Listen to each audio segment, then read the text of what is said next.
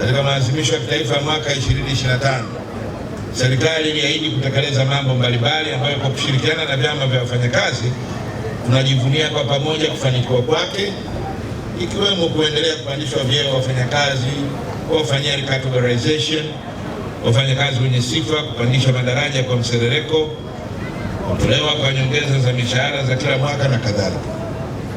Ndugu zangu, huwa napenda kusema kila mara ninapokuwa na nyinyi,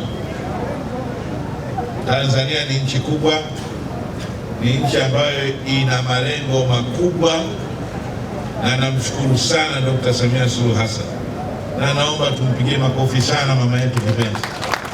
Mafanikio tunayoyapata Tanzania ni ishara kubwa ya uongozi wake, na mimi naamini kwamba huko tunakokwenda, haya mambo yote ambayo tunaweka kwenye malengo katika maeneo mbalimbali Tanzania tunakwenda kuyafikia kwa mafanikio makubwa. Nafarajika kuona mwaka huu hadi mwaka uhusiano wa serikali na hili jambo muhimu sana. Uhusiano wa serikali na vyama vya wafanyakazi unaimarika kwa namna ambavyo serikali inawasiliana na vyama vya wafanyakazi.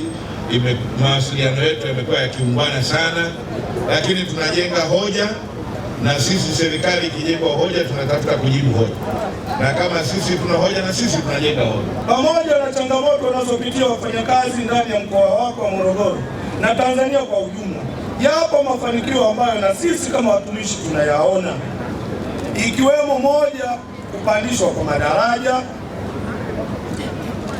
ajira mpya,